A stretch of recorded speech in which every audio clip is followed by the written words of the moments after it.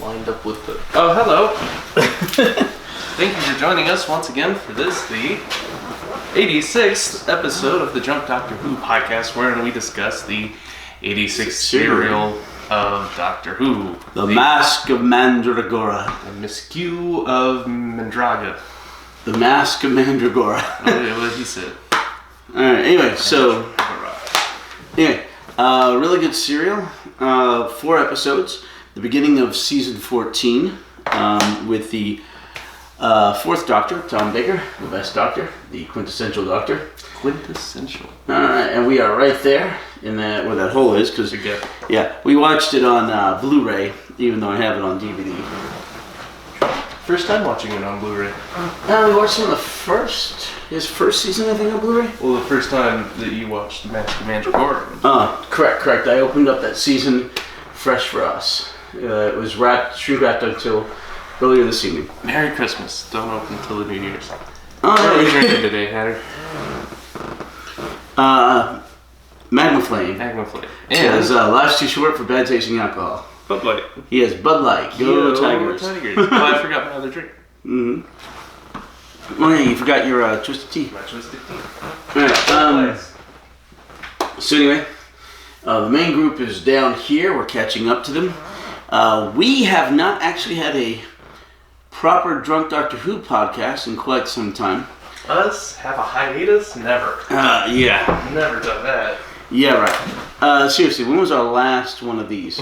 Actual proper Drunk Doctor Who podcast. I keep forgetting to write the dates and the numbers. Alright, wait, I've got it here actually.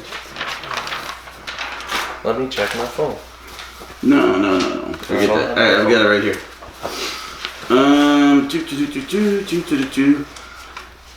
The 6th of December, 5 weeks ago. So we ended up missing 2 weeks because of Christmas and New Year's. Wait. Christmas and... Oh, you had a Christmas and I had my Christmas. There's a football game, there's a Christmas, there's a... You weren't feeling well though. Okay, so it's been like 5-6 weeks. Okay, so yeah, he had a Christmas, I had proper Christmas.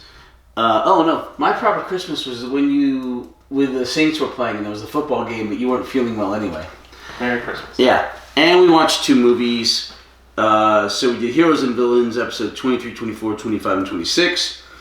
And we'll talk about the movies tonight as part of the main podcast. But tonight is, of course, 86, The Masque of Mandragora. Are we going to start a movie podcast? Yeah, I don't know. Anyway, so we're good here. Alright, so today is December 10th of 2022. Happy New Year as well as Merry Christmas.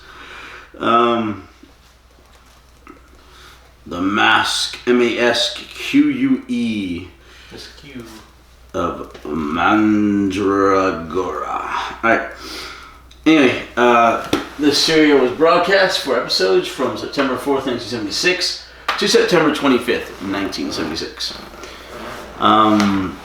It's essentially starts out with the Doctor and Sarah Jane Smith in the TARDIS right after the last serial. And they're kind of going deeper into the TARDIS. Now, we haven't seen a lot of the deep into the TARDIS previously. During the first Doctor, we saw a few rooms, just a few, where people stayed. And that was about it. They kind of skip over a lot of that further on. They just show the control room. We do delve deeper on into the TARDIS with the 4th Doctor in a bit, like really deep in the serial Invasion of Time. What number is that? Or how far away is it? I think it's about a season away. Oh, we're coming up on that then. Yeah, we're only 4444. Serial 97. Serial 97. So, yeah, it's the end of season 15. Not considered the best serial by all accounts, but one that I particularly like because it does show some depths of the TARDIS. And then we see some other depths of the TARDIS during the 5th Doctor, and later on during the 11th Doctor. Mostly, we get to see most of it here during the 4th. But yeah, there are TARDIS depths as of yet unexplored. Anyway, so the Doctor's shared.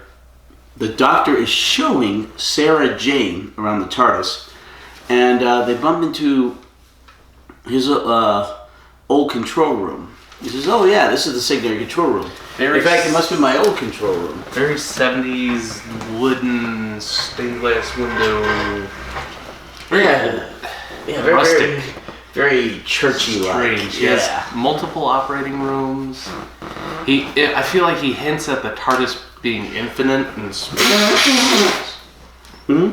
Like I said, that comes up at the end of next relative dimensions, and he asks Sarah Jane how tall she is, but then she says 5'4", barely. But maybe it's relative, so she doesn't have a measurement in infinity, which means maybe she's shrunken down for this infinitely large TARDIS, or. But this is when they finally start to begin to actually explore the TARDIS a bit, and we get more of it during the 4th Doctor. Sarah's height quite a bit in the first episode. Well, she's a tiny little thing. He asks her height, and they're talking about the TARDIS, and she goes missing, and he's running around asking if anyone's seen her. Right, 5'4.5". Yeah. Well, to be fair, well, the 5'4" is going to be about average height for, say, a female Brit during that time frame. When they go back to ancient Italy in the serial, she's probably about the height of the average guy back then, you know? In 15th century Italy. So people are smaller back then? Yeah. People get taller as time goes on. I thought they got shorter as time goes on. Because Americans used to be taller. Now they're getting very short. How far back are you going? Something about nourishment. Okay. Yeah, in modern days we eat more meat, we have more nourishment, so we get taller. We get smaller. No, we get taller. We're much shorter than we were, say, 1700s. No, we're on average taller. I think we're shorter. No, I think we're losing height over the centuries. No, you're wrong. Okay.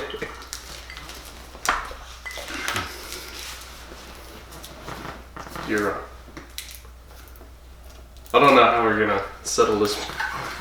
You can look it up later. Okay, man gets taller as time goes on, generally speaking. Alright, unless you get back to the biblical giants, you know. Alright, anyway. So, the Did I miss any of the villains? Did I get them all? Mandragora, Helix Energy, Demnos, which is basically demons, the O and the N just switch around. Scarletti. He's the torturer. Yeah, Count Federico. Hieronymus. No, she's not really a villain. Sarah Smith. All right. Yeah, I missed there are a lot of villains. There are villains to villains, and heroes unwittingly playing villains. Yeah, I think you pretty much got them all. A lot of backstabbing. Sergeant Bennett. No, there's no Sergeant Bennett in this. Well, we drank too long. Yeah, that's just I wanted to drink. All right.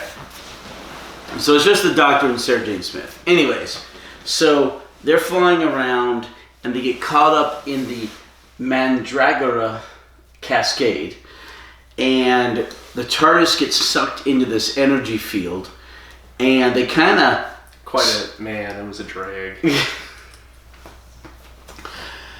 They step out into nothingness, and this is kind of reminiscent of the nothingness. Mind robber, right? Huh? Yeah, the mind robber. Yeah. Right. Too. You thought of that too. I thought of that too. When Jamie and Victoria? No. Mathematician Zoe. Jamie and Zoe stepped out into the nothingness with the mind robber, so that was pretty cool. The white background with the black clothes, and the white clothes with the white background. Right. In this case, it's black, voidish, but they step out and they step on something. So they're there briefly, and this ball of lightning basically runs at them. They run to the back of the TARDIS and hide. It has haste. It's 2 and 2 red mana for a 3 red mana. 3 red mana? For ball lightning. Okay. Alright. 6/1, 3 red mana from the dark. Alright, you won. Anyway, so it's coming at them, and they hide behind the TARDIS, but Sarah Jane left the door open. So they go back in the TARDIS, they get the heck out of there, and they end up in 15th century Italy. In the Duchy of St. Martin, or what's it called? St. Martin? Something like that. You didn't write that down. I did not write down the location. Anyway, so... I really captured. I'm like, I should write down the location. I'm like, it's probably not going to come up. Alright, so they're in this Italian... What are you trying to do? Isn't it supposed to get foamy if you do that? You have to hit it right. How do you hit it right?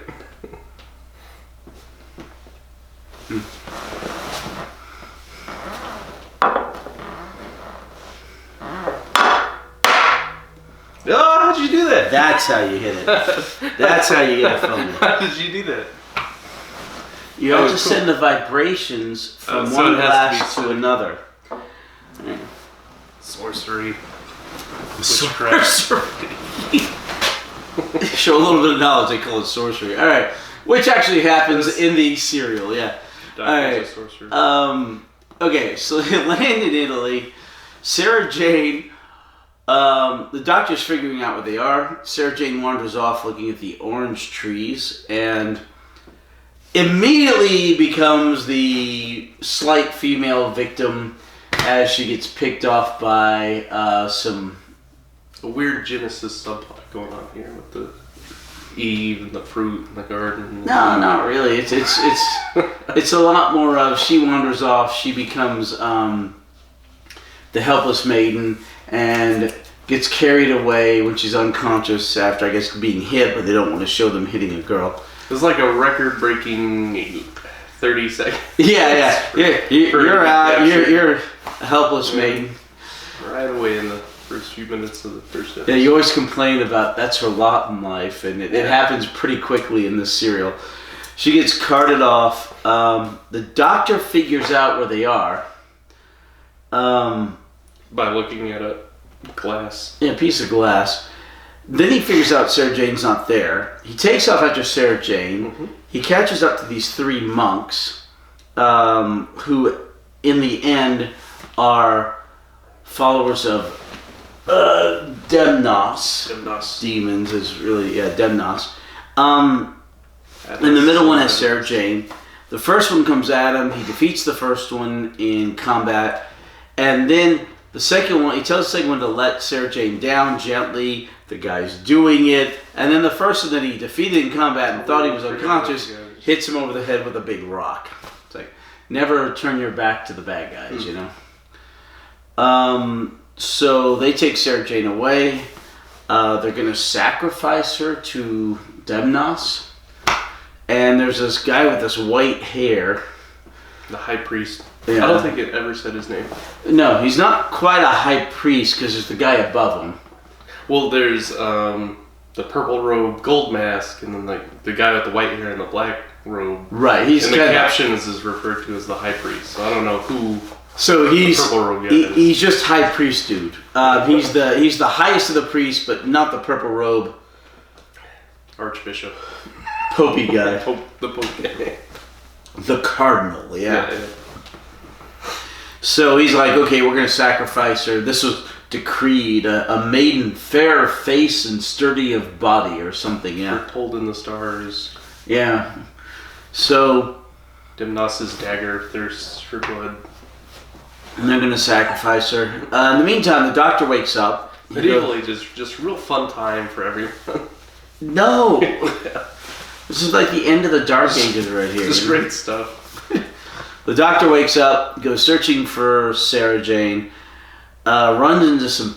Oh, we forgot the part where the peasants were slaughtered at the beginning. Yeah, that just came up right. No, that happens before Sarah Jane and the doctor show up. Before they get there, yeah. So we have Count Federico.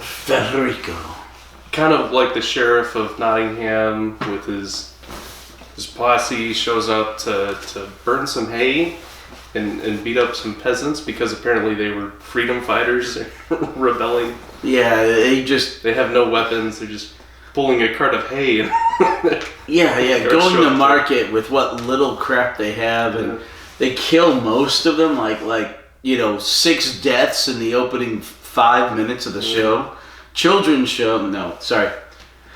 Family show. Just death and burning, and leave some of them alive so they can tell the others. All right. Anyway, so that happened just last episode, right? That was the first episode. Oh no, yeah, the last serial or two. Yeah, Seeds of Doom or whatever it was. Yeah. The choking plant. Yeah. We're in a family show now. Family show. So anyway. Very fast-paced 4 episodes. I don't want to say it could have been 6 because it would have been super stretched out for 6. They finally had the pacing really right for 4 episodes. I felt like they couldn't pick a villain. There's a lot of... Well, you got the earthly villains, and then you have the celestial villains, Villains betraying other villains. That's what villains do. They eating betray villains. Remember the Joker in The Dark Knight? Mm-hmm. He walks in, kills his own dudes, That's why Batman always wins when the villains team up, because they always turn on each other eventually. Yeah, evil consumes evil, Alright, so... That's what's happening in Twitter right now. Alright, so the Doctor tries to find Sarah Jane, ends up running into some guards, from the Count's guards. Mm-hmm. Manages to get away, manages to get captured, gets taken by the Count's guards to the throne room. Yes, you do. Tells them, hey, there's a ball of fire coming, because he saw it. He saw the ball of fire kill a guy, and the ball of fire's already killed a second guy at the town gate. The guard. Family show. Can we talk about how the Doctor just kind of stood there and watched the poor pheasant? He was across the river. No warning, no shout to run away. Just kind of watch the guy get fried. I think he was across the river, and I think he was afraid if he shouted out to him, he might distract him and take away his only chance of survival. But I don't know. Or withhold his only chance of survival. I mean, we didn't get a full picture of it, I feel like the Doctor was like, if I shout, the Helix might come after me, so I'll just watch it fry this peasant. And theoretically, it's possible. I don't know. I mean, would Helix energy prevent the Doctor from regenerating? We don't know. Ooh, that's a good question. Yeah, there is a type of energy that prevents the Doctor from regenerating. Static electricity. No. Oh. That's how the Daleks originally moved around. Yeah, only on metal surfaces. I forget the type of energy. Anyway, sorry, we've been drinking. Sexual tension. No. Oh, not that energy. We don't get a whole lot of that in at least 20th century Doctor. There's a bit more in 21st century. Oh, okay. Alright, so anyway, the Doctor gets taken in front of this Count. The Count says, the Doctor's like, hey, you know what? Oh, in the meantime... Sarah Jane Smith is fitted in a white robe. No, not that part. There's a Duke, and the Duke's died. Yes. And this is the brother of the Count. The Duke's son, what's his name? Giuliano has now become Duke. And he and his uncle don't get along. Think Hamlet, think Othello, think... this story is kind of Othello, isn't it? Yeah, we have Federico, Giuliano, so obviously we're in Egypt or somewhere. Italy. Okay. Oh, Italy. Although, to be fair, the Roman Empire controlled Egypt for a long time. And... to be fair, Italian troops controlled part of Egypt in World War II. Italy used to be a lot more successful. Well, they were never truly successful in World War II either. They were the low end of the totem pole for the Axis in World War II. But before that, they were like the Roman Empire, like a world power, yeah. The Romans were world power forever, from like the 300 BC or 400 BC all the way till Wow, when did the Holy Roman Empire stop? Even after the Roman Empire, like Italy was still... Well, no, you had the Roman Empire, then you had the Holy Roman Empire after the Roman Empire fell, and then that basically became the Ottoman Empire. And that didn't truly end until World War I, right? Yeah. Till last century. Now it's just a tourist destination. Well, yeah, and the head of the Catholic Church, you know, or the center of the Catholic Church. Like how Japan went from being a world power to just or a place where they film game shows and stuff. Well, they're an economic power. Well, the thing is, less so every day though. They get beat by America. No more navy. We subjugate them to a lesser power. Secondary power. Secondary power, yeah. USA. Okay. I'm trying to think of somebody in the world that. Okay. No, never mind. I don't even want to go down that road. What was the question? No. What was the question? If someone in the world is... No, it's like a 5-hour topic of all the countries we fought and whether we've won or lost. We've beaten most of the ones we fought. I'd say all our losses are more stalemates than hate loss. Well, a lot of there were a couple of stalemates, but Vietnam was a loss. Vietnam was definitely a loss. Yeah, I'd agree with that. Stalemate was Korea. Stalemate was Afghanistan, although our stupid ass president pulled us out problematically. We had it won until he pulled us out like that, and then became at best a stalemate. Mm-hmm. All the others we've won. You got some compressed air canisters over there. Oh yeah, that'll clean up my computer. Been doing some cleaning. Yeah. Alright, Been doing some whippets. I don't even know how that works, but we'll have people come in to work and buy like 7 cans of compressed air. It's like, I wonder what they're doing with all those. Hopefully they're cleaning a lot of computers. I don't think so. Okay, I don't even know what that is. Alright.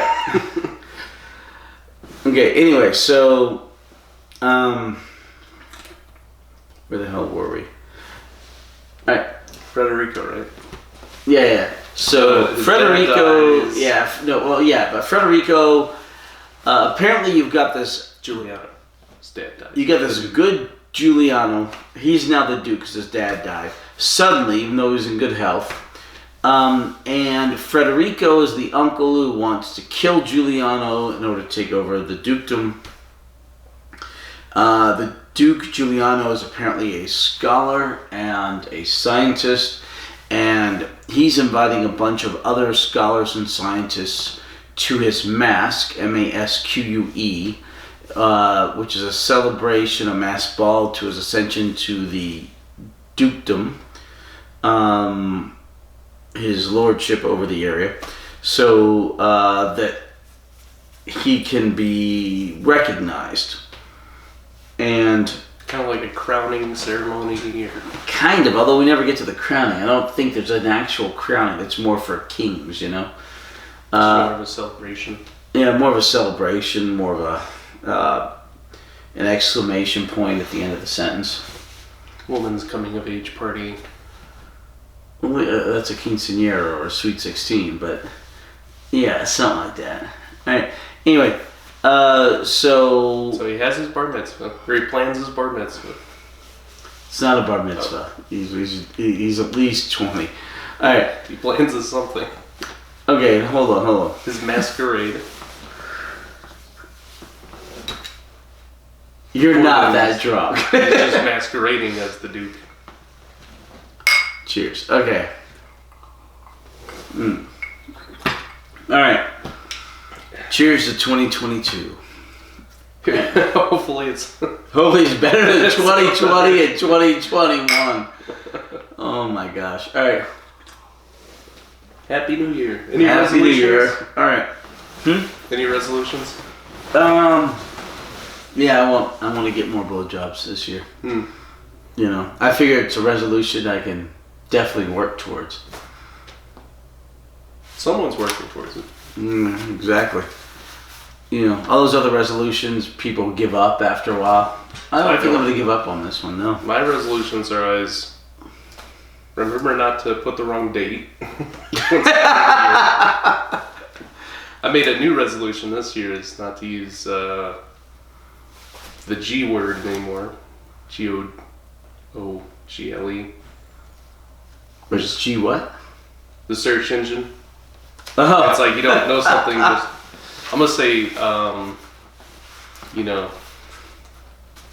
don't know what I'm going to say. It's a one with 1,000,000 zeros behind it. What? No, 1,000 zeros behind it.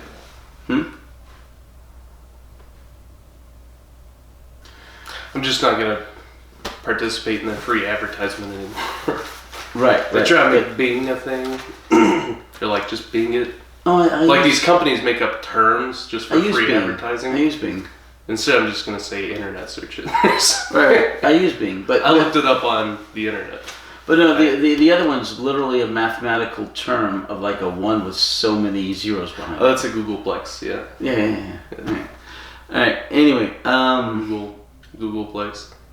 It's so the mathematical term Google is 1 followed by 100 zeros, and then a Googleplex is literally a made-up number where it's 1 followed by as many zeros until you get tired of writing zeros. That was the invention of a Googleplex, and eventually they standardized that into like 1,000 zeros, I think. Yeah. But the guy who invented the concept of a Googleplex had his son just write a 1, and he told him to write zeros until he got tired. well, it's like it's like $1 million in Zimbabwean money. It's 1 or 10 to the power of 30,003. Yeah. So it's 10 with 30,003 zeros behind it. They ran out of room on the bill. Oh, no. With that one, they just go to the mathematical symbol. They don't even try anymore. It's not a real number. It's something that they kind of it's a real number. They artificially forced it into existence and it's practicality. I mean, all numbers. Well, no, I can't say all numbers. Are Unless you numbers. can count that many stars or count the grains of sand on the beach, it's not really something that's ever. Used to, they didn't ever use any number above 1,000 or something because they just didn't have any need for it. Well, if you're going back a few millennia, yeah. I don't think we need the number really. When do you ever use that outside of hyperinflation? That's not a practical. Correct, but with hyperinflation, yeah. Okay. If you're using the number Marillion, you've done something terribly wrong. Correct. Zimbabwe did something terribly wrong. Keynesian economics, yeah. All right. Anyway, so just wait for our economics. Are we gonna have another financial crash? yes, we will. We're having a lot of inflation right now. We're gonna have one later this year. Later this year? It's gonna suck. So us hoping 2022 is going to be better than 21 and 20 is not going to come to fruition. Well, it It's only depends gonna on get worse. what way you want it better. But Okay. yeah, there's gonna be a downturn. The combination of the poor, the inflation rate, the lack of employment, lack of economy, and the Wealth transfer. it's a problem with the distribution. It's a problem with the government. Well, at the stem, at the base, yeah. But the distribution system, we're eventually running out of things to sell. When we run out of things to sell, combined with the inflation and the economy, it's all going to come crashing down. That's where they're making up things to sell. You ever you hear about NFTs, digital items that they're. But no, not only that, but I mean, try buying a car right now or a house here in Texas. You're on a waiting list to buy anything. It's going to get worse. It's very Atlas Shrugged scenario. Haven't read that one. I was thinking about reading Animal Farm. Good book. It's a smaller one. Yeah. Good book. Finished 1984. Good book, yeah. Atlas Shrugged is the quintessential... Is that Ayn Rand? Or... Yes, Ayn Rand. Quintessential objectivist work against socialism. Yeah. But, we'll see what happens. Do you think we're going to become communistic? I just want to work for 10 years for my government credits to get a car that doesn't work when I get it. I just feel like it's very satisfying to wait in line for some toilet paper and buy toilet paper off the black market. Bread.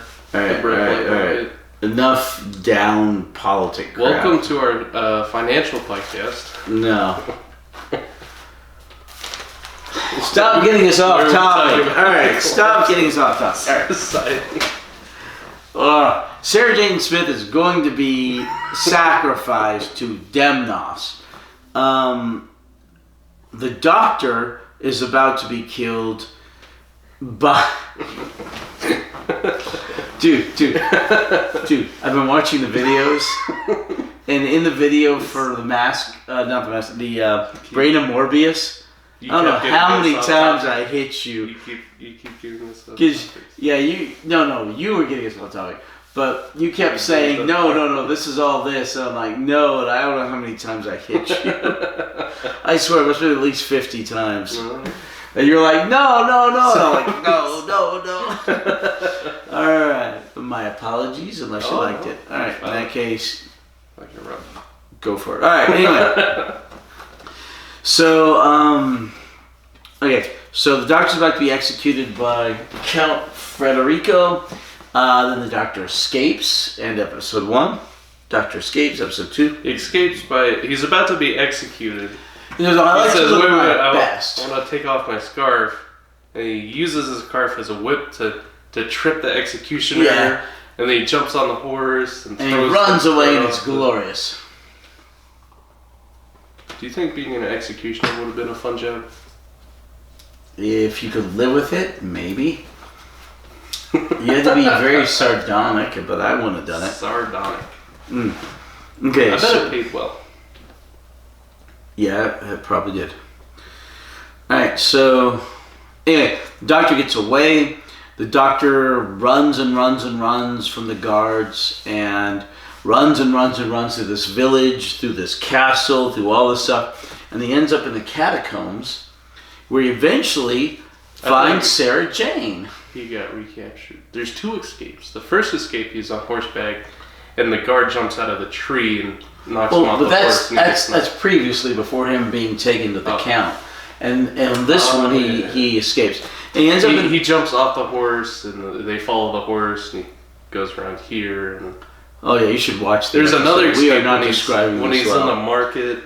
Yeah. So he escapes. He gets to the town. He gets down to the catacombs, which apparently there's this castle, and around the castle there's this town. Underneath all of it on this hill are all these insane amount of catacombs. You ever have a margarita where they put the little Corona bottle in it? No, I don't like tequila. Oh.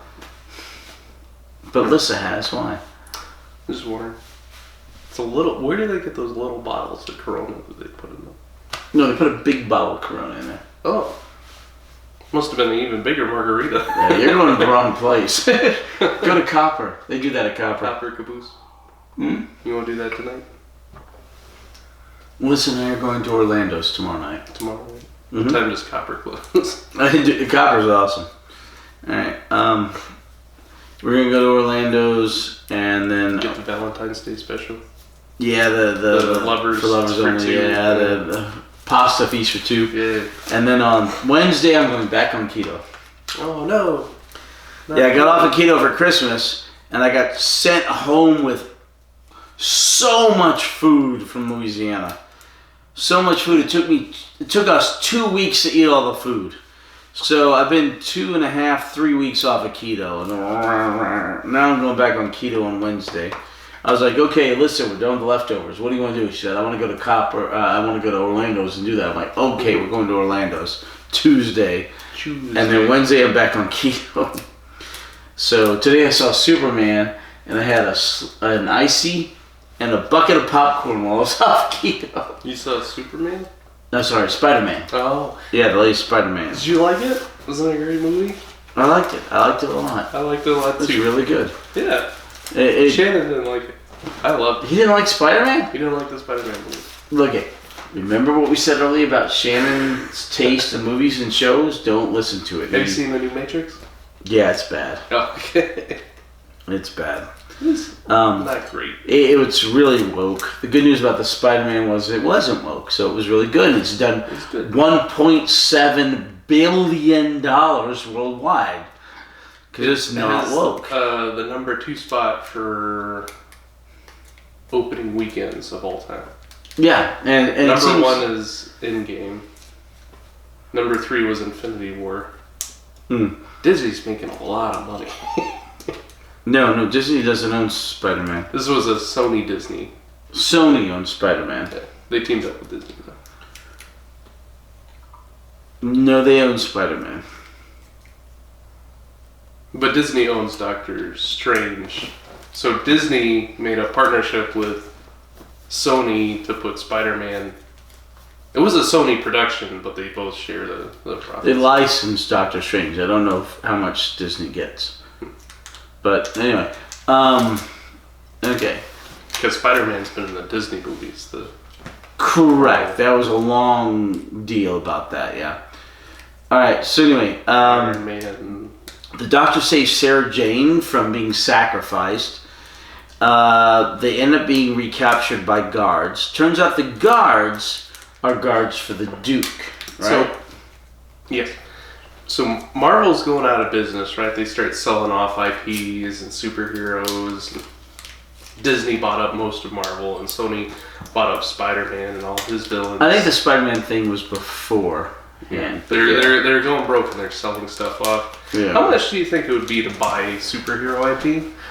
Like just one villain who's like a really lesser, like Batman's Calendar Man. How much would that cost to buy that? The rights to that character. Okay. Okay. What's the cheapest character you can get? Like just some sub-villain out of a Spawn comic or... Disney is not going to sell the rights to anything that it obtained with Marvel. It just won't. Well, they licensed out Doctor Strange. And he's like... They license it out to somebody who owns Spider-Man. Yeah. They're not going to just sell any of them. So if you and I wanted to buy a villain... Even the most crazy villain, like the polka dot guy... The guy with the big head. Yeah, the polka dot guy. Shows up in one of the movies, The Suicide Squad, and they adapt him so well for the modern stuff. Yeah, from DC. Yeah, but they're not going to do any of that stuff, you know? I want to buy my own IP. You're going to have to go to an independent comic. DC and Marvel. I said Spawn, that's an independent comic. It's like one of Spawn's subsidiary villains that's been featured once. You could buy the rights. How much do you think that would be? I don't know. If it's a big comic, like Spawn, it could be a lot. If it's something like incredibly obscure, it could be maybe a couple $1,000s, you know? That's doable. Let's do it. Then we'll make our own movie. We can make a movie with original internet properties. We don't have to purchase one. Is it going to cost more to develop a new original property than it is to just buy someone's idea? You just make up a Who's your character for your film? Who's my what? Your character for your film? Exactly. You have to buy one. Because you don't know who we're going to... No, I'm just looking at you because we're supposed to be talking about Doctor Who. We're talking about anything except Doctor Who. This was a really dark serial, very mature subject matter, a whole lot of death. That part's all true. Yeah. Torture. A lot of torture. Stretch racks. That's Scarletti was hot irons. Talking about sacrifice and executions. We had a lot of deaths. Do you know how many people died in this serial? 30. A lot. 5, 10, 15. 20, 34. So, for sure 19, and then about 10 maybes, so possibly About 34. 30. Yeah. Probably 30. Okay, so On-screen deaths. So the Doctor and Sarah Jane get taken to the Duke's, get taken by some guards to the actual Duke's quarters. Yeah. The Duke's like, hey, I want to talk to you about these things. He shows them the guard that was killed by the fireball. There's like, So well, blue, his carpet on his yeah, face. some weird Turquoise. azul or turquoise or some weird color His, from the skin ionization or is something. corroding. Yeah, Like battery acid. I mean, I don't know how you keep the corpse in your room with the smell, but It's just behind a curtain. Yeah, it's behind the curtain. We'll keep the smell behind the curtain. Okay. Well, to be fair, everything smelled awful in those days. There's a lot of truth to that. Yeah. All right. So anyway, Do you have a corpse in here? No, that's just wafting in from outside. It's just coming through the window. It's the street. that's just my chamber pot. Yeah. Oh my gosh. You references a chamber pot in this. Oh. All right. Anyway. So the Count Frederico leans upon Hieronymus, our quote unquote fake. Hieronymus is erroneous. Correct. Our fake astrologer. He's a horoscopologist. Yeah, to predict that the new Duke is going to die in a couple days. He is a Libra. So His anyway, lucky number is 6. What is it that horoscopes talk about? when Mars and Jupiter or whatever, you know. Your greatest enemy is Cancer, and you don't get along with tigers. And They wonder why I drink on the show every year, okay? You're welcome. But you need to refill. Alright. Everyone needs a reason. Glad I can help. Oh my gosh. Okay. So Hieronymus says, oh, Duke, you're going to die because he told me you're going to die. In the meantime, Hieronymus turns out to be the leader, the Purple Robe Pope of the Demnos cult, the Demon's cult, down at the bottom. And that cult is then infiltrated with the Helix energy. So the Mandragora energy has infiltrated the cult and infiltrated Hieronymus, and they say they're going to give him a whole bunch of powers. So this cult that's been around since 300 BC is now coming to fruition. They've waited 2,000 years, 15 centuries, so maybe 500 or so BC. Patience is a virtue. Yeah. So they've been given all these powers. He's going to get all these powers. He's going to rule the earth. And suddenly he's very full of himself. And he kind of tells off Count Frederico a bit. Megalomaniac. He is. He's like, we must kill the new Duke so I can become the Duke. And it's like, well... ruler of all of Earth. Well, that's more Hieronymus, but yeah. He's like, I'll be the ruler of all the earth, but you stand in my way. And then he goes down and prays, hey, Demnos, give me all this power so I can rule the earth. And they're like, give it time, give it time. Your time has not come yet. So anyway, the Doctor says, look, I've got to get down to the catacombs. I've got to see what's going on. He gets the Duke to take him. And the Duke has a friend, Marco, this ginger kid. Well, we don't think it's the Marco Polo. It's the wrong time. But yeah, just Marco. Polo? No. Anyway, the first Doctor dealt with Marco Polo. Polo? Oh. And... redheaded ginger. Yeah, redheaded ginger. So the Doctor goes down, heads to the catacombs, and he goes down there, and he's dealing with the energy sonar waves, and he's in trouble. And then Sarah Jane is talking to the Duke. What's his name? Giovanni?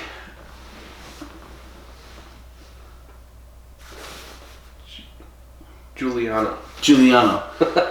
He's talking to Giuliano, and Giuliano. Keep up with these German names. He's talking to Giuliano, and she's talking to Giuliano. And then all the guards who are loyal to the Count show up, and they attack the Duke, and the Duke's defending himself against like 4 guards at the same time. Not great choreography, but it's what you can expect from a TV show. They're all waiting their turn to. yeah, and they all kind of go for the big lunge rather than the stab, and he deflects them all. What do you expect? How many people do you think you fight off at once with a sword? Because they don't want to get stabbed. Are you talking about a normal guy or a master? A normal soldier. A normal guy, maybe 2. Right, because they don't want to get stabbed, so they're not just going to... Maybe 2. A master could probably do 3 or 4, but no more than that. But I'm going to assume that the guards are decently trained, but as a Duke, he's better trained. Yeah, that's... So we're going to give him the better trained. So I figure he could hold off 2, maybe 3. 4 was a stretch. He is getting... But he does get stabbed, He's so not holding it down. So the Doctor goes down, he goes far into the catacombs, he finds the altar. In the meantime, Sarah Jane, after they get kind of attacked, she goes into the catacombs, and the Duke's left to fend for himself. Sarah Jane gets captured. End of episode 3? Mm-hmm. Yeah, that's the Giuliano. Yeah. Sarah gets captured. Sarah Jane gets captured. Episode 2, that's the end of episode 2. That's the end of episode 2? Yes. Alright, Sarah Jane gets captured again. And the Doctor, or the Duke's fighting everybody off. The Doctor finally manages to make it out. He goes and he helps the Duke. And they are... So now it's 2 on 4. Right now it's 2 on 4 or 2 on 5 as it was. And the others are waiting their turn in the back. Yeah, kinda. And then all the brethren of Demnos, they show up and they run out of the catacombs, run and attack the guards. So they do that, so the Count runs, and his Master of the Guard runs, and several guards get killed. In the meantime... Supposedly. Yeah, in the meantime, the Doctor and the the Duke manage to make it into the catacombs. The Doctor dresses up the Duke's wounds, and then they go looking at just kind of sets a handkerchief on it. Well, he kind of got stabbed, but not in a critical place, just in the flesh. The handkerchief helps, and the rest helps. He made some sort of reference to a Nightingale. Approved, Yeah, Sarah Nightingale or whatever, Yeah. Meanwhile, Sarah Jane Smith's captured. The High Priest wants to, but then right. The purple robe guy, which we found out was Hieronymus, right? Yeah, Hieronymus. You know that yet? Yeah. He says, no, don't kill her yet. She's still useful because she's close with the other sorcerer guy that we're trying to... Yeah, bring her to my chambers. Winky face. So, Gonna Bill Cosby her. He's literally, what was that? Chloroforming Chloroforms her, She's tied up, he brings out the crystal ball, he's hypnotizing her. Doctor is bad, stab him with poison needle. Yeah, he hypnotizes her, much like what we saw. If you want some, go for it. What was it? Magma Flame? Magma Flame. Cinnamon whiskey. Cinnamon. Much like what we saw with what the third Doctor did to the monster Peladon. What'd you say? It's smooth. Yeah, it is. It's good. So anyway, she gets hypnotized into wanting to kill the Doctor. And Hieronymus gives her a poison-tipped Letter opener. I was looking for that word. Letter opener to kill the Doctor. And so they leave her in the catacombs to be found by the Passed out Doctor. again. Or pretending to be passed right, out. so she can kill him. Yeah. Very subtly. Very unsubtly, yeah. So the Doctor and Geronimo stumble across Sergeant Smith. She wakes up. What's going on? Where am I? Right. How do I understand Italian? Yeah. Yeah. And so the Doctor's like, Strange questions. Yeah. So, anyway, the Doctor... How does she understand Italian, Hatter? Exactly. I'll tell you later. I'll tell you later. That's what the Doctor always says. It's the Time TARDIS Lord field. Gift. Yeah, it's a TARDIS field. Anyway, so the Doctor takes Sarah Jane away. They manage to get back up into everything. They get captured. In the meantime, Marco has been captured. The redhead, the ginger. He's being tortured so that he will give up the Duke as a cult member of Demnos. He does not. Eventually he's tortured and he does. No, he never does. Eventually does. He never does. No, he says you might as well kill me. No, but then eventually says, Duke, they forced me to say this about you. Oh, I missed that part. You were kind of lazed out on the couch. Anyway, so, where's the end of episode 3? When Federico gets zapped by Hieronymus. Okay, so yeah, so they all get captured. They're on the torture chamber. There's a coup of the coup that's cooing the coup currently. They're all in the dungeon of the castle, and the Doctor's like, "Look, Federico, Count, you're not going to have a dukedom left if you wait till tomorrow because they're going to take over everything." So. He says, fine, you come with me and 2 guards and we'll go check out Hieronymus and his group of Demnos worshippers. So they go down there and Federico sees Demnos taking each of the 12 or 13 followers one by one and turning their hands over above the altar. And you can only They're think... getting real spicy. Right, the hands are smoking. You can only think he's turning them from human or matter into energy. Really good basketball players with hot hands. It's the hot hand fallacy, that's where they're smoking. Sure, okay. And anyway, so he says, hey, Hieronymus, you cannot betray me. And he goes and he pulls off Hieronymus's mask and it's just energy. It's just an empty... It's Omega. Spot. Yeah, it looks like Omega. And he zaps and kills the Count. End of episode 3. End of episode 3. Episode 4, the Doctor gets away. Giuliani, what's his name? Geronimo. No. Giuliano. Giuliano's close. Giuliano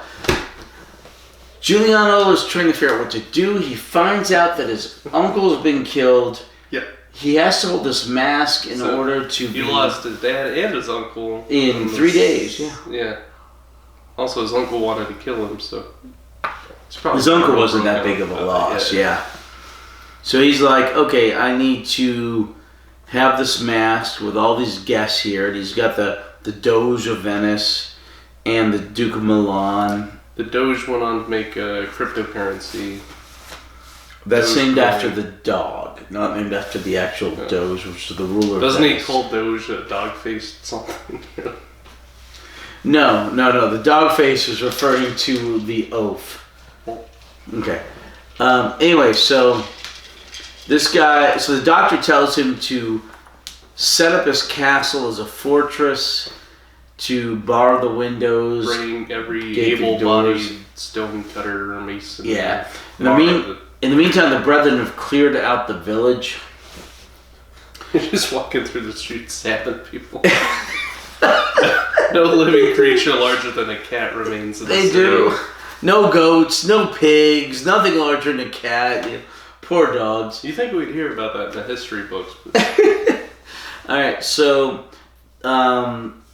all these famous people there for the Masque, MASQUE. Just like that. Right? And spelled like that on the board. Yep.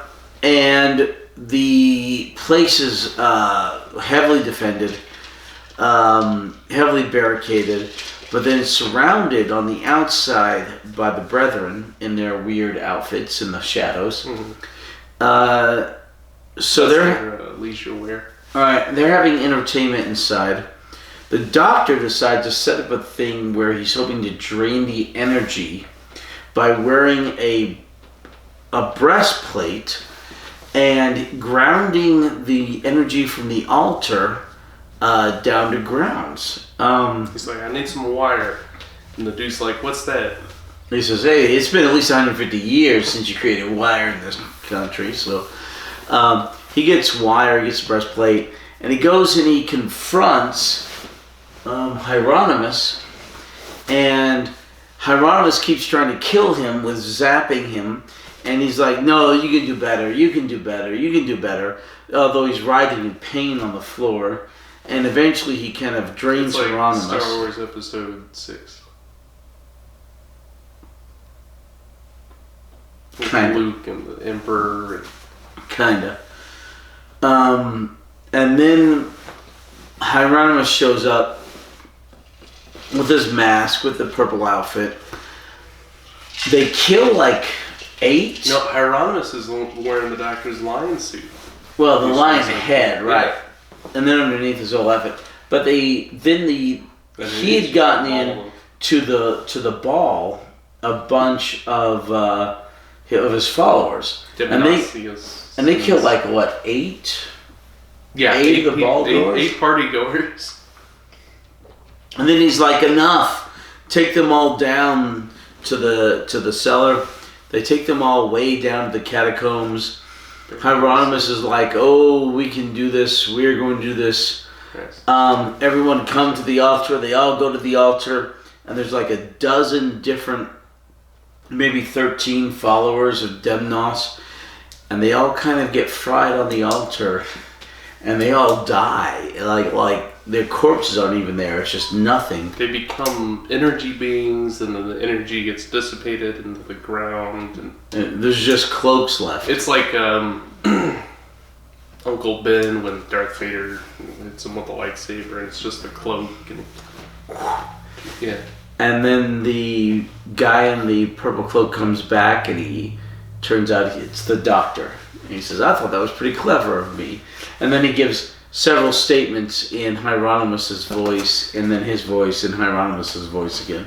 Again, showing that the Doctor's a very great ventriloquist.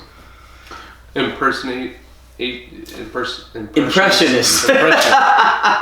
Impressionist. As well as just a good guy, yeah. And then he asks for a salami sandwich. And he gets a big thing of salami. And then they leave, leaving everyone there. But they actually say goodbye this time. Yeah, they did. Geronimo follows them out to the woods where the TARDIS is, and there's some tension between him and Sergeant Smith. And he's like, don't go. We have so much to learn from you. That would have been bad. Yeah, that would have been bad. Not Geronimo, but yeah. Anyway, so then the Doctor and Sarah Jane leave. Head off to the next adventure. That's the end. Alright. Next time, Okay. the hands of the Manos of Fate. The hand of evil, right? Or the hand of fear. I wrote down Fate. Oh. F-E-A. The hand of fear. The Alright. hand of fear. The Hand of Fear. Alright. 4 episodes. Hand of fear next time. Alright. About this one. Okay. Do you have any questions or comments, considering I've watched our Brain of Morpheus episode and it was all comments, no questions. Oh, I didn't have any questions? No, it was all comments. It was half an hour of comments. Do you want to go over my questions for Your questions or comments, feel free. So in the Brain of Morpheus, we're not going over those questions. We've already gone over the Brain of Morpheus and the Seeds of Doom. So the TARDIS is infinitely large inside, right? Yes. It just goes on forever. Well, in theory, yeah. Do you think there are Time Lords that just never leave their TARDIS because they have everything they want in there? In some ways, yes. Wait till we get to Shava. So kind of like they have, like in Star Trek, and they have the holodeck, and they can, like every room has its own design. Well, like yeah, but the closet. holodeck is fantasy. This is actual. It's not fantasy. It's reality. It's reality. But like they have different stylizations of rooms. Yeah. Like the rustic stained glass wooden control room. Yeah, I like It kind of feels like it implies that you can have a room for anything, or you can make a new room. New rooms just kind of come into existence like the TARDIS makes what is necessary as is necessary. Only necessary. Yeah, the TARDIS makes what is necessary as it is necessary. So is it weird that he had a different control room? Kinda, but not really. Okay. How did the Helix get in the TARDIS? The Helix energy? They left the door open. But they definitely closed it behind.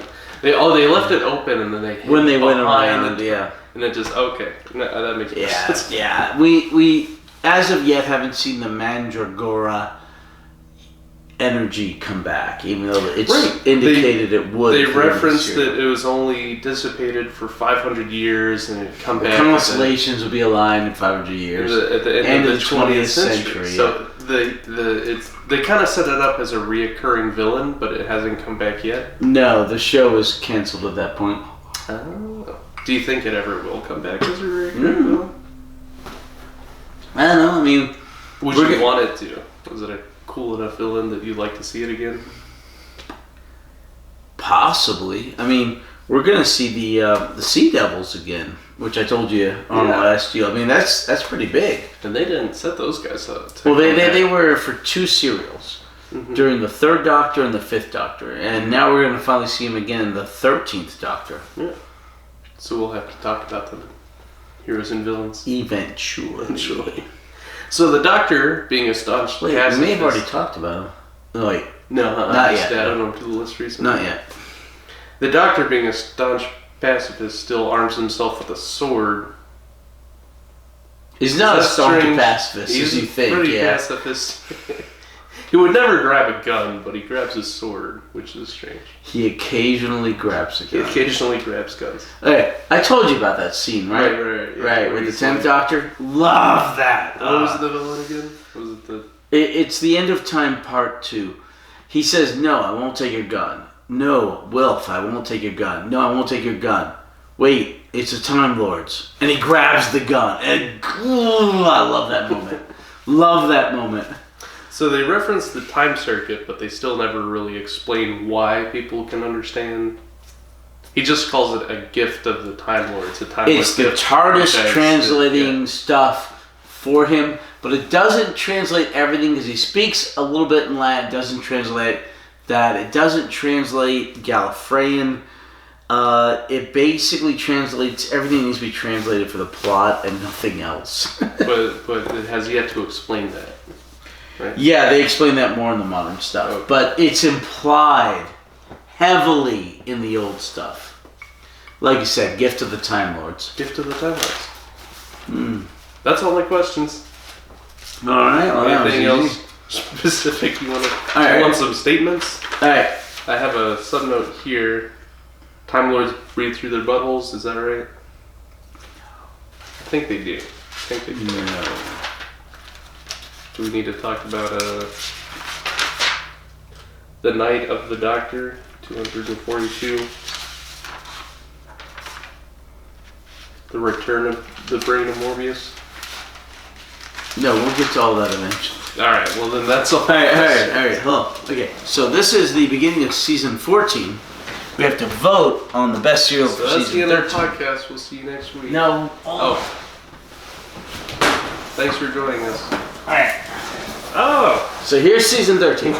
Voting on our favorite. Alright, 6 serials. You saw me write this in the other room. Alright, Terror of the Zygons, Planet of Evil, Pyramids of Mars, The Android Invasion, One of these off. Brady Morbius, and The Siege of Doom. Alright. This is a very impactful season because that's when it goes from a children's show to a family show. Brandon Morbius was that more classic Frankenstein's monster Hammer film. Yep. The Android Invasion was fun. Pyramids of Mars was good. Planet of Evil was good. Terror of the Zygons was good. It's a good season. It's a really good season. What do you think of this, Hatter? Woof. Woof, woof, woof, woof, woof. Do you have a least favorite? Oh, man. Planet of Evil? I just hope that there's like one bad cereal that I can insist is probably my favorite, just to frustrate Hatter. And there's not really a joke I can do here because they're all good. Alright, They're all fun. okay, no, seriously, these are all really darn good. I mean, this is a really strong season. I mean, love the Zygons. The Android Invasion was fun. What do you think about the Pyramids of Mars? Was that... I mean, that was Pyramids of Mars is just an absolute classic. Yeah, the Planet of Evil. Okay, Do I need to pull out my notes? if I have to go with the least of these, I would go with Planet of Evil. See, I think that's... Because I might agree Brady with that. Morbius, I mean, it's Frankenstein. Seeds of Doom is really happy. That's really good. That's the thing, or it, you know, or the thing. Terror of the Zygons. Yeah. I mean, these are all really good. Right now, my favorite would probably be Pyramids of Mars. I mean, it's bloody, not Omega, but, what's his name? The villain of the Pyramids of Mars? Yeah. That was... Is it that one? Can you read that? Or can you read that? Oh my gosh, how drunk were you? Sutek. Sutek. Oh my gosh. Okay, good. Sutek.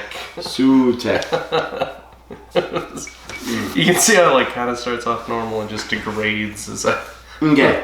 Okay. Oh, we made a bet. I don't remember what it was. You lost that bet, sir. I'm just trying to... You did. That's why you watched Southland Tales, which we'll talk about in a minute. Were we betting on how far away the... Yes, how a Energy. mile and a half or a mile or half a mile. Yeah. You lost. All right. So, all right. Between Terror of the Zygons, Planet of Evil, I like the Pyramids of Mars, Android Invasion, Brandon Morbius, Siege of Doom. All right. I really lean towards. Was this when we were in Vegas? That must have been when we were in Vegas. Okay. I really lean towards, as my favorites, the Pyramids of Mars, Brandon Morbius, and Seeds of Doom. I feel like the Planet of Evil is the least memorable one for Yeah. this. I think that would be the first one. No, that's my first to go. I still liked it though. I mean, no, the entire season's really good. I mean, Tom Baker's amazing, especially early Tom Baker. He gets questionable in the 7th season, which is season 18, but we're still amazing at They this have the point. Antimatter Men, which is Right. a goofy villain. I also like Brandon. I'm trying to think of what my second least memorable one would be. Or Android Invasion. I really liked Android Invasion, but You like it? I did like it a lot. Yeah, But, I agree that that's probably not the best one of this. okay, of Season. these 4, Man, that's hard. it is. It gets harder and harder. Giggity.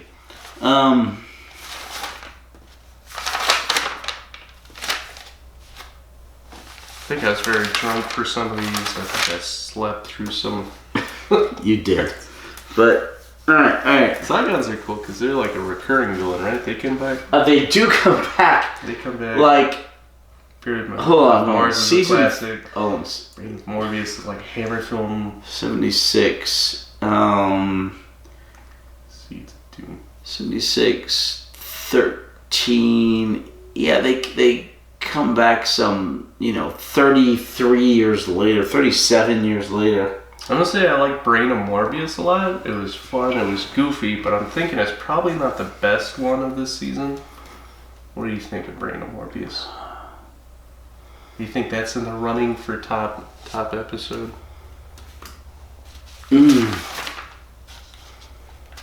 There's so much good in it. There's so much good in all these. Oh. Are we gonna have a tie at some point? No. I know my favorite. Which is not this one, right? Yeah, not that one. No, I agree with that. All right, next.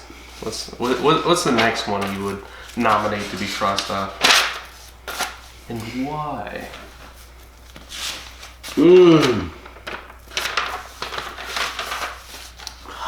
Terror of the Zygons.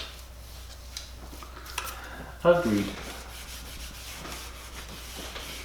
Cool villain, just not like the top standalone episode of this. They get better season. later on. Okay. Season Love 2 the bad guy in good. here. Yeah. Okay, like all the bad guys in here. But Pyramids of Mars Crinoids. to me, Pyramids of Mars is just That's a magnum opus. It's just an absolute classic, a masterpiece. Invasion of the Body Snatchers kind of thing. It's just, well, I mean, it's just. Man, it's a toss-up. Seeds of Doom is really good. I mean, it's the thing. It's really good, and it's got some really good stuff to it. The whole the Doctor has a lot of cool quotes. Right, and it has a lot of Terror of the Vervoids and all that to it. The really Bond villain. Yes, but I'll kill you later. But Pyramids of Mars to me is better and more succinct in everything. But I mean, persuade me if you want to, but I'm gonna go with Pyramids as the best. I'm just trying to persuade myself. Well, if you can't, then it is what it is. This is awesome. They're almost tied in my head, but I think I had the last tiebreakers. I think I'll definitely see this one, and I agree. The Pyramids of Mars was very much a classic. All right. Write that down. Winner for season 13, The Pyramids of Mars. Pyramids of Mars. Such a classic. If you haven't seen it, watch it. Seriously, if you're watching us and you're not watching the serials, watch the bloody serials. Why are you watching us and not the serials? Watch serials, then watch us. Watch serials first. Pyramids of Mars is an absolute classic. Do you remember who won the last season? Yeah, they're right there. Yeah. There's another Daleks. Genesis of the Daleks. This is not Daleks. There's nothing to do with Daleks. I think half of all seasons was a Dalek episode. Or Cybermen. Like 5 or 6 out of the 12. No. Or Cybermen. Alright. Or Cybermen. Okay, so. Pyramids of Mars, season 13. Okay, so.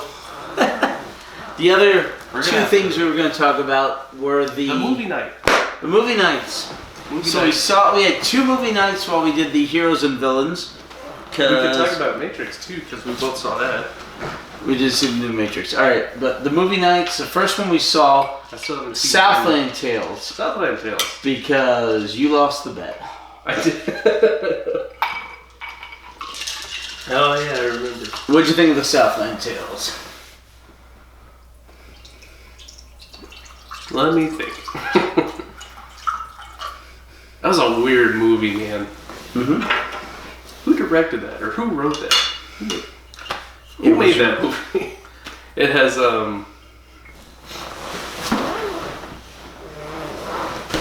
ramen-haired boy band. Ramen-haired boy band? The actor. What's his name? Timberlake. Justin Timberlake.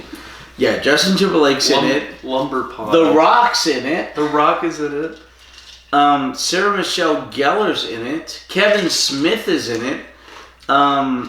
Sean Michael Scott. That's his name, right? Sean Michael Scott. I think he's in it. The guy from Robin Hood. Robin Hood. The guy that plays the. No, I'm thinking of somewhere else. The guy that plays the twin that's really... He's not really twins, it's past him and future him. Right. Yeah. There's a lot of other people in it. Christopher Lambert, the Highlander's in it. Lots of people. The little old lady from that one scary movie. Poltergeist. Yeah. Right, Inconceivable from The Princess Bride. He's in it. Yeah, I forgot about that. Oh my gosh. They have a ton of cool actors, older actors. It was really fun. It was really goofy. Again, it had a bad ending. Sean William Scott. That's his name. Sean William Scott. No, it didn't have a bad ending. Yeah, it had a bad ending.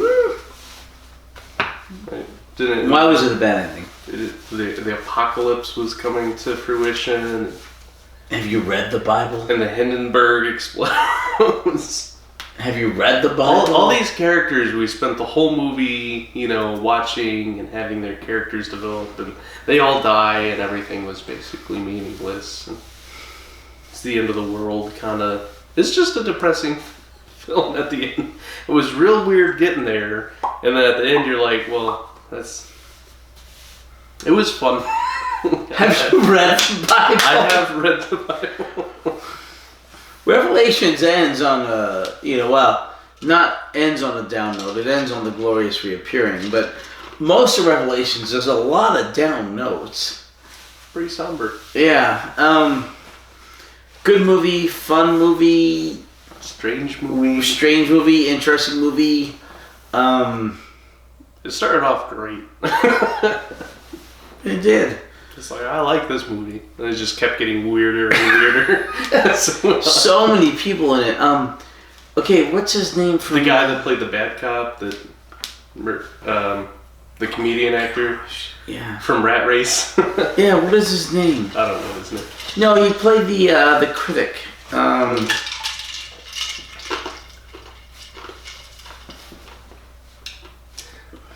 A lot of actors. and the guy from Night Court, I like him. What the heck was his name? This is why maybe we should keep a phone on podcast to look up casts. No, what's it? Because otherwise we just sit around going, who is that? What was that actor? Who is it? I can't think of his name. I like the guy. I need like a little IMDb device right here. Anyway, fun movie. You liked it? I liked it.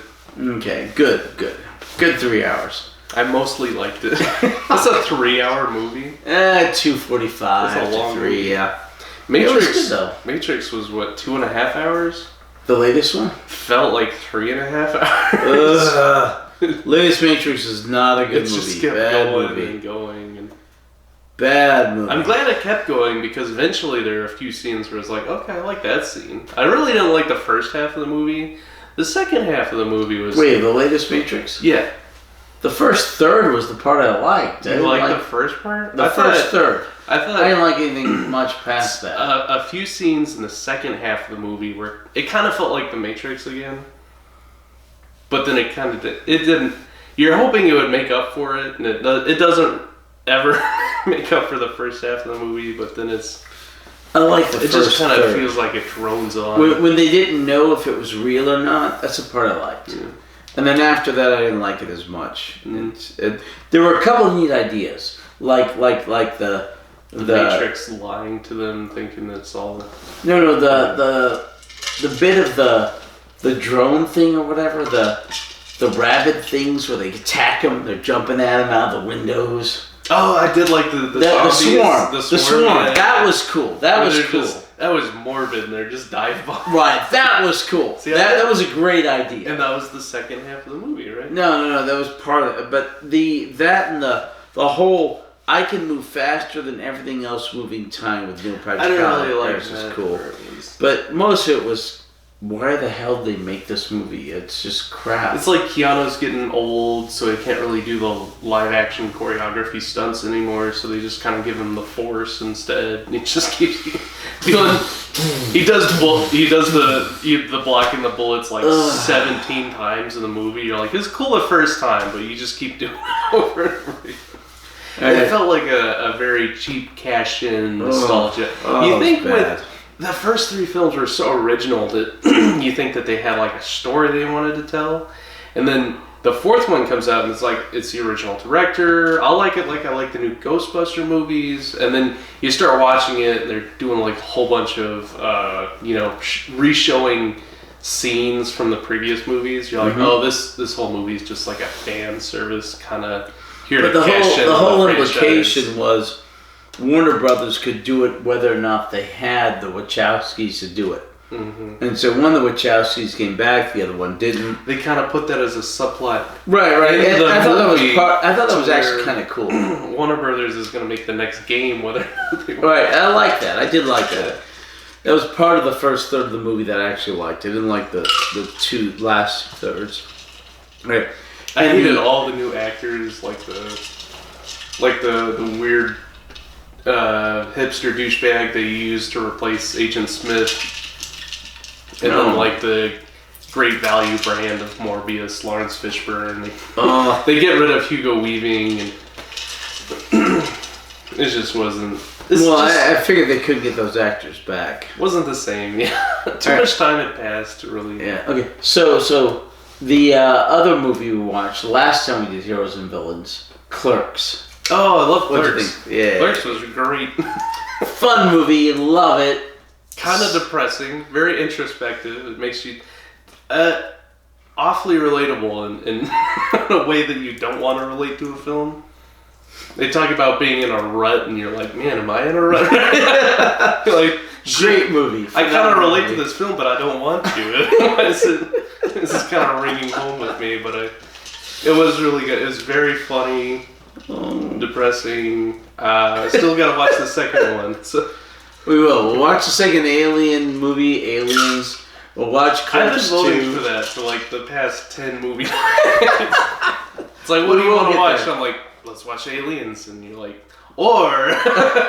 Well, you lost. We made the showed bet. you Southland Tales. We made the bet. I was gonna say Aliens, and you won the bet, so we won Southland Tales.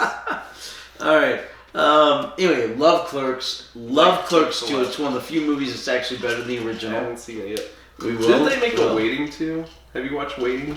I have seen Waiting. Ryan Reynolds. And I have seen Waiting 2. I watched Deadpool again last night with Levi. First one or the second? The first one.